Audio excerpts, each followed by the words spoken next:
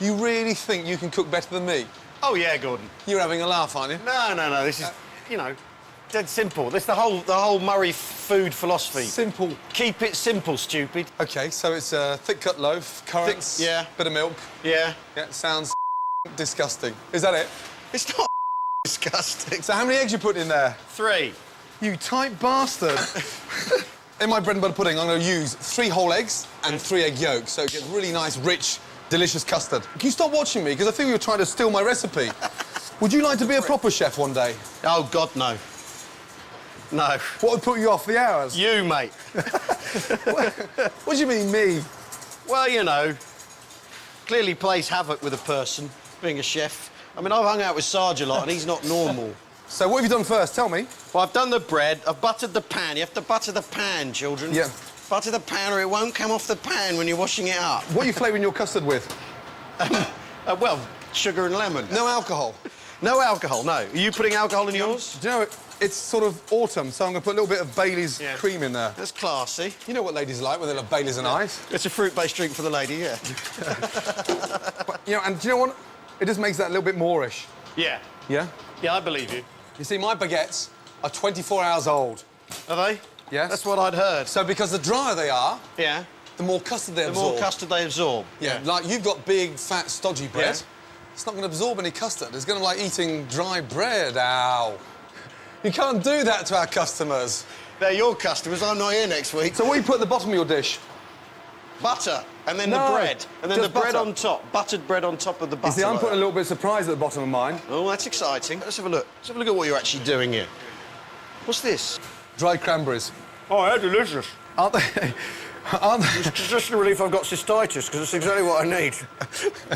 I know, come on. Hey, that's unfair. Now, I haven't tasted yours. That's good for the urinary tract, that is.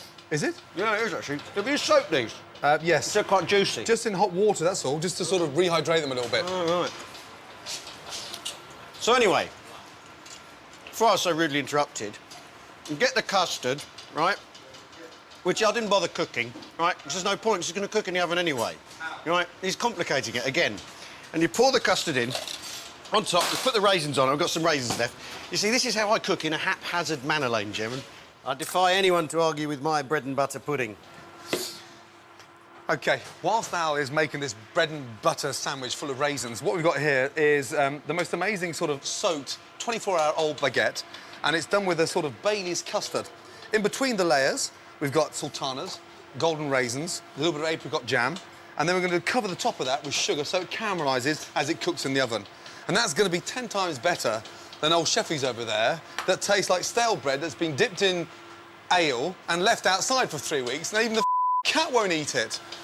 OK, ready for the oven? Yeah, absolutely, yeah. Here it comes.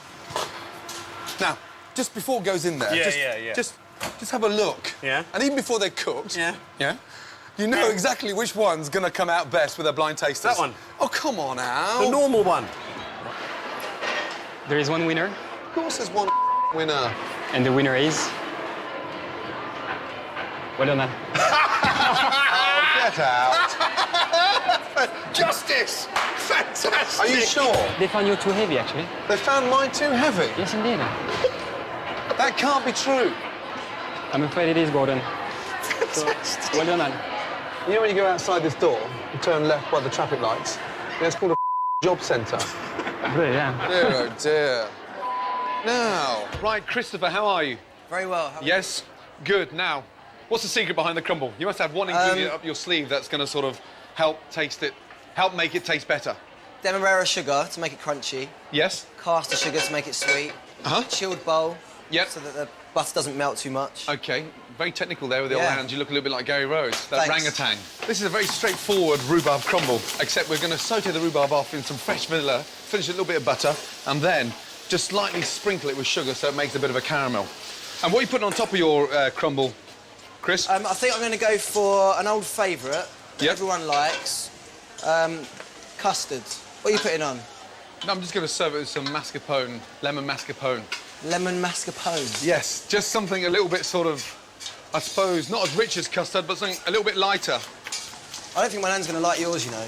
This crumble mix is actually quite interesting because we've got some hazelnuts in there, some oats, some flour, demerara sugar, and then just a very light sort of lemon zest in there, just to make it a little bit more vibrant, a little bit sort of easier to eat. One of the tricks of my nan is to keep everything cold. So keep your fingertips cold before you knead the butter, and also the bowl has to be chilled. But then it can get moist, so if you wipe it with a tea towel, then it's not moist. Then the butter doesn't kind of go into a paste. You can still keep it into a crumble, because sometimes if things are warm, then it gets a bit too soppy. This is a pickled ginger, and this ginger here is more associated when you're eating sushi, but it's actually quite sort of light in pickle, and it's got rid of that sort of rawness, and it's not so sweet. Chris? Yeah? It's burning. Oh, yeah. Can we get some more rhubarb, Yeah. please? For Chris, something we always remember in a kitchen. Yeah? When it's brown, it's cooked. When it's black, it's... The hobs are like industrial hobs. They're too hot. Now it's the hob now, yeah? Yeah. Nothing to do with Nana, nothing to do with your lack of concentration. Now it's the hob. Well, it's your fault. You keep talking.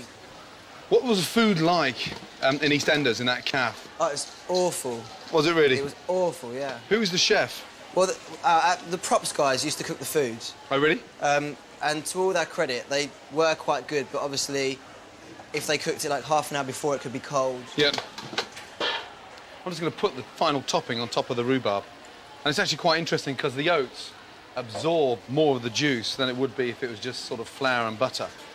And the butter gets it really nice and crispy, and the oats just start to absorb all that flavour from rhubarb.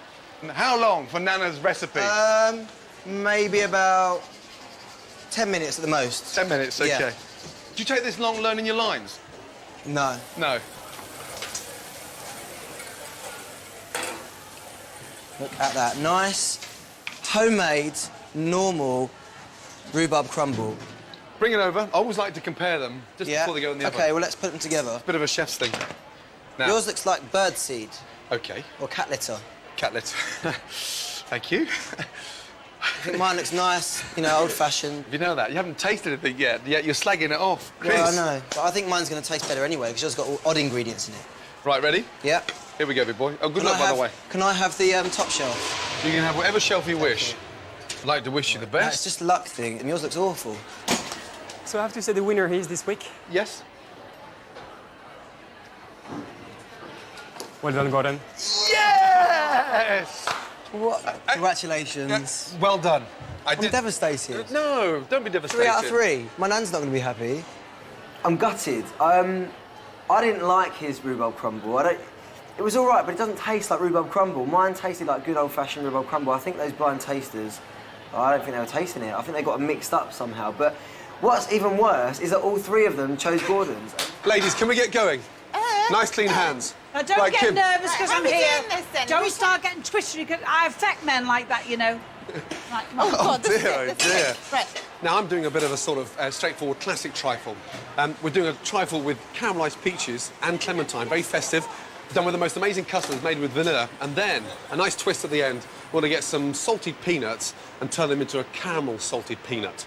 Aggie, tell me what you're doing. OK, I'm beating up my egg yolks and the sugar and vanilla paste. I'm Yes. going to put a wee bit of corn flour in because I'm slightly nervous that it'll split, and I don't want that to happen. OK. And I've also, can I just say, I've made my own trifle sponges That's here. amazing. With goose eggs that I bought from a farm That's yesterday. fantastic. You may as well go home, in my opinion. Oh dear, oh dear. So we've got to bloody well win this. We have still got to win this. So, for my trifle, I'm going to make the most amazing custard, but very simple custard, not like Kim and Aggie's. This is sort of done with sugar, eggs, and fresh vanilla pods. Do you know what? I've used the wrong cream.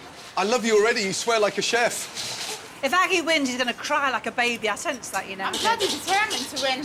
Sorry? I'm determined to win. I'm afraid I'm very competitive. Now, what's the most important tip you could give to anyone out there about keeping their kitchen at home clean? What would you say To first? keep your Clutter. wiping up cloth absolutely clean. Stop spreading the bacteria. And clean as you go? Absolutely clean as you go. That's right. Clean as you go. And get everyone else to muck in. So the peaches we're just going to quarter, roast them off in a little bit of sugar. The exciting thing about caramelising these peaches is done with the most amazing sugar, very fragrant Muscovado sugar. And that gives a really nice sort of rich, syrupy colour onto the peaches.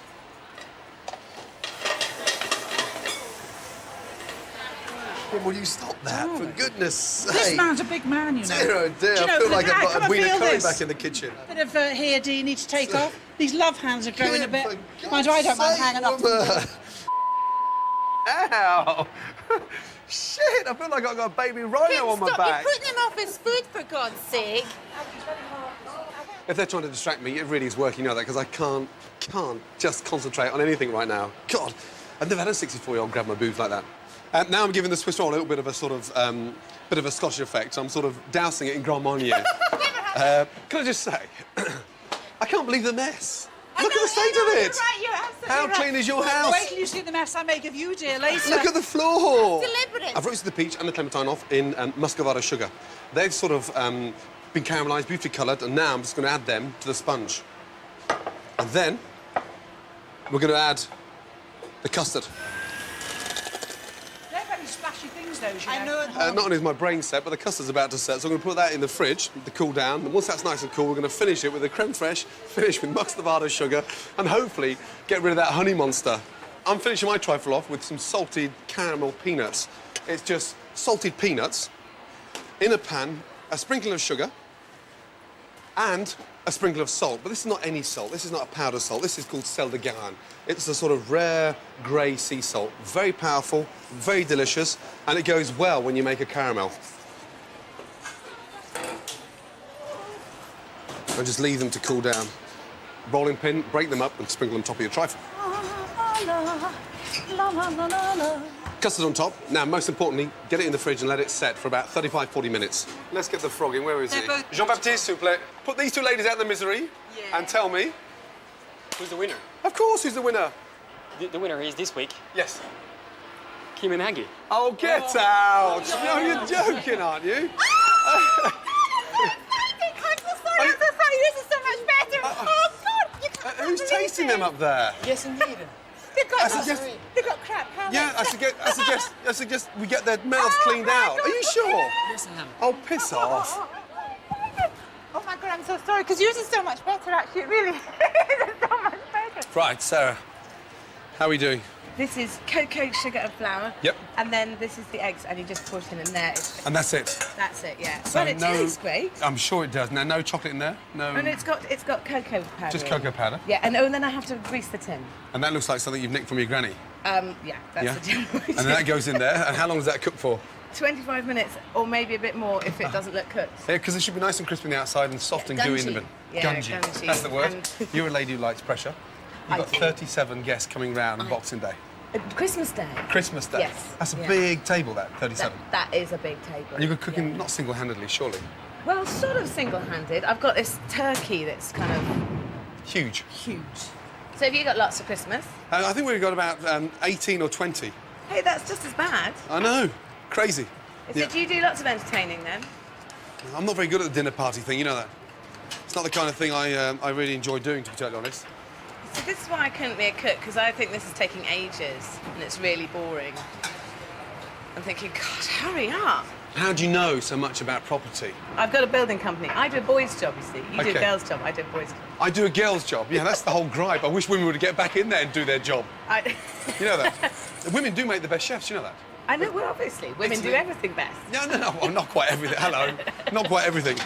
You're a bit of a matchmaker, aren't you? I am. It is a bit of an obsession of mine. It always has been, actually. Which, Serious. Now, do you do any that over excuse- food? Yeah, no, well, the best place to meet someone is over food and booze, isn't it? Food and booze, yes. Yeah, stick food and booze Uh-huh. and a few Can't- single people together, and they're going to get married.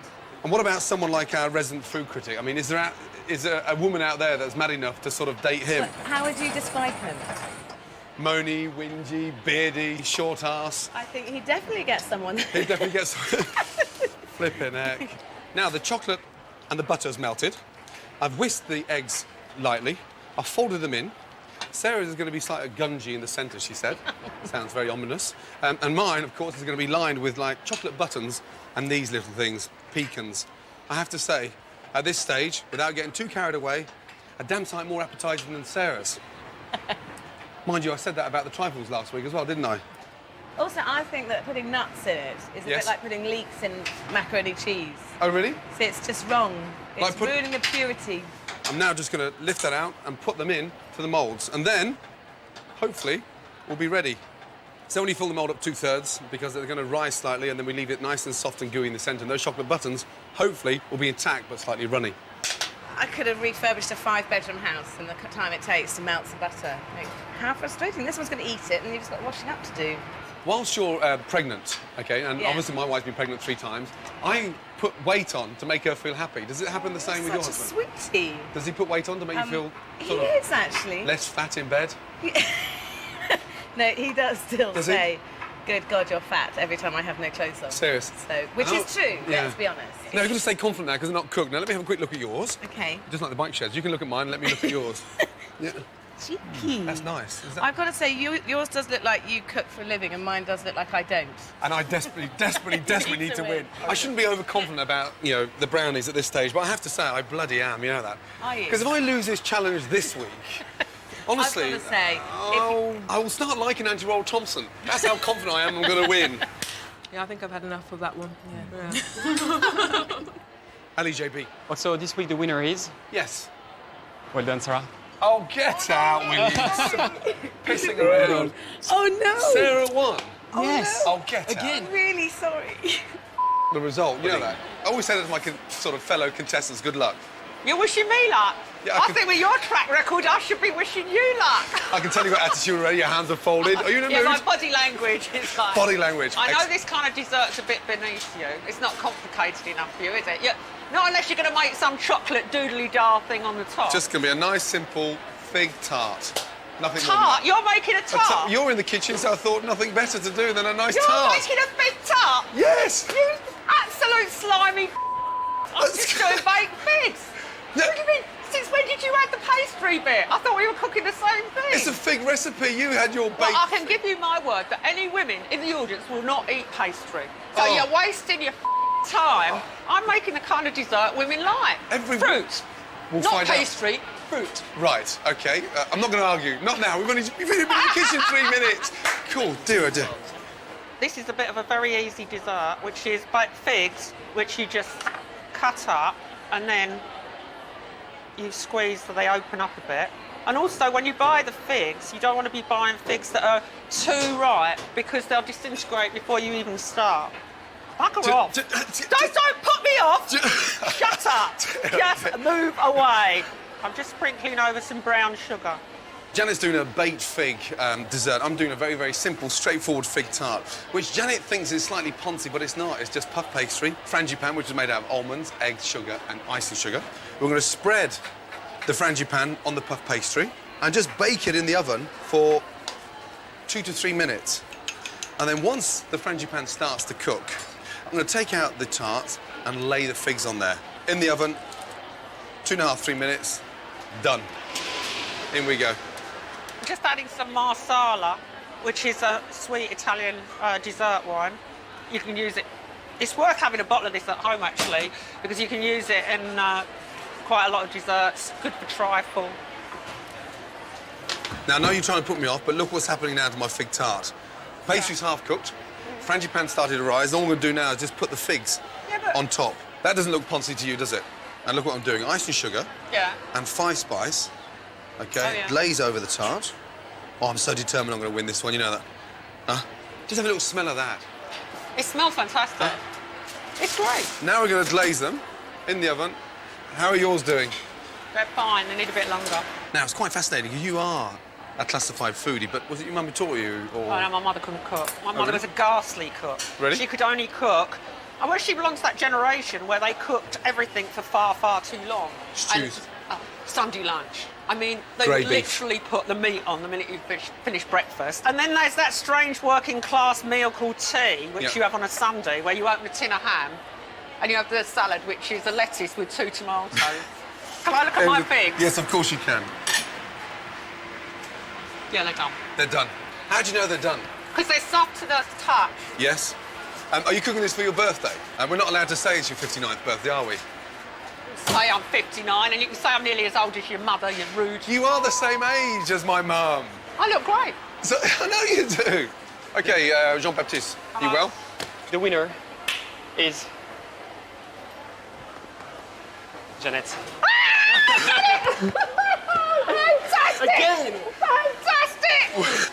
Are you sure? Yes. Yes, no, What did sure. I say? But what did they say? You shouldn't take me on. You shouldn't have took me No, I told you I only played to win. the puff pastry, a little bit too hard. The puff pastry a little bit and too they like your hard. ice cream, you know, with the raisin and the vanilla. So I'm doing a very simple, straightforward chocolate tart. No frills, no spills, no creme fraiche, no vanilla, chocolate tart with roasted hazelnuts. We're going to make the most amazing pastry, roll it out, line it in this flan ring, put the cream and the milk onto boil, add that to my little chocolate buttons. There's a very well-known Elizabeth David chocolate cake that uses ground almonds instead of flour and keeps it lovely and moist and quite fudgy in the middle. This is really based on that, except I'm just using chestnuts cooked in a little cream and milk, mashed instead of the ground almonds. But really, it's a tribute to her recipe. But it's lovely at Christmas because it's got the chestnuts in. Milk, cream up to the boil, hazelnut praline on top of the chocolate buttons, and then, quite simply, cream and milk onto the chocolate and stir away. Now, the thickening agent of this particular tart are whole eggs. And what the egg does is as the cream and the chocolate and the milk cook, of course, the eggs help to set it. Lightly whisk up the eggs and fold that in to the chocolate. Now, I'm just going to lightly toast my nuts. Now, Hugh, you're highly competitive, aren't you? Even though you're living in the countryside, you still have that chef's competitive streak in you, don't you? Yeah, I like to win, Gordon. Whoa. No, it's all right. You thought it had all gone horribly wrong for me there, didn't you? I was hoping it had, you know that, Hugh. I'd get fired from your kitchen so fast. When I look at my part, look at that. Look at... Oh, my God. Does that actually bring you out in a sweat? I'd be getting clipped round the head if this was... What? I probably am about to be clipped by the head. Weren't you fired from the River Cafe for being a messy puppy? Yes. Yes? In a word, yes. Flippin' heck. There we go. We're baking the tart blind. That means we're going to line this ring with a pastry and then bake that off first. So that's an added insurance policy that A, the pastry stays nice and crisp, and B, all we have to do then is just cook the chocolate filling. So baking blind simply means cooking it twice. Do you miss not being a professional chef running a restaurant full time? I don't miss it at all because I was quite a bad professional chef. Really? I just, you know, A bit like Jamie? I haven't got the discipline.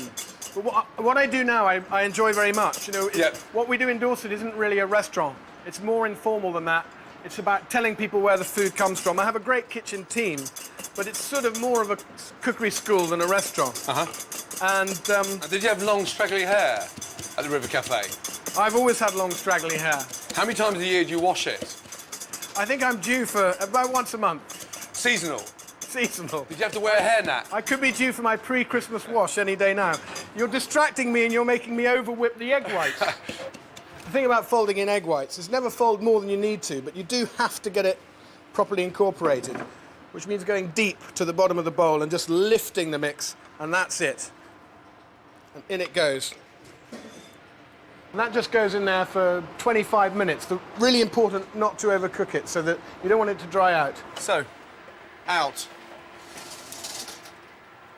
Nuts. Sprinkle the nuts at the bottom.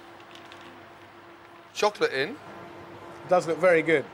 We don't fill the tart right to the very top here. 2/3 of the way in. Open the oven door. And then get the rest of your mixture and top up the tart. So that's so you don't have to carry a really full tart over to the oven. Exactly. So it gets really nice and full. Okay, this is the one that's absolutely and completely fucking wonderful. Jesus Christ! And what about this one with the hazelnuts? I would never eat that. That is fucking brilliant. Sharon Osbourne, I did love you. I do love you too. Oh my God!